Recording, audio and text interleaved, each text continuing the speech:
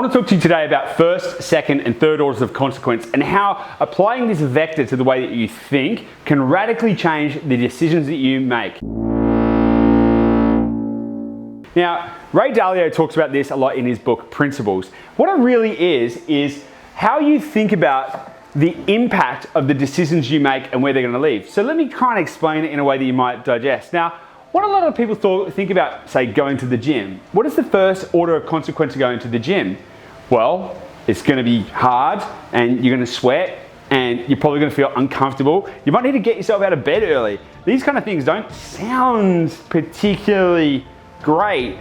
However, the second order of consequence of going to the gym is that, well, you're probably going to produce a lot of endorphins. You're going to end up feeling better, feeling happier. You're also, if you do it consistently, you're going to lose weight, build muscle. Then the third order of consequence of that is that you might, live a fitter, healthier, happier life, and you might attract a better partner. You might actually create a better family and a better future. So it has this long tail effect.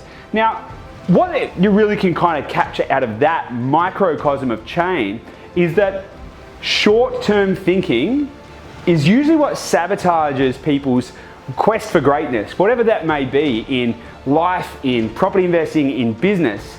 So you really need to think about what sacrifices am I making now and what is the first, second, and third orders of consequences of the actions that I'm taking. So another way to think about it might be, okay, so I want to spend all my money on buying a new car. Great, sounds great. First order of consequence, yay, I've got a new car.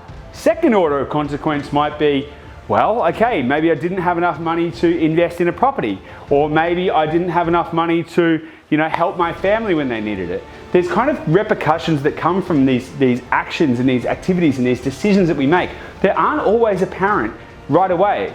So you need to consider before any major decision, what are the first, second, and third orders of consequence of my actions, and will the sacrifices I make now, the challenges that I am willing to endure now, typically lead me to a greater outcome. Now, there's a very interesting paradox with this kind of thinking, is that almost always the decisions that are going to be hard on the front end create the greatest amount of gain on the back end.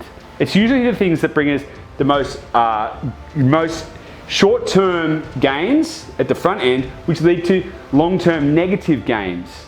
Okay, so you really need to think about, okay, what am I doing to challenge myself? What am I doing to build up the equity in my decision making? And am I really thinking through the long tail impact of the decisions I'm making today?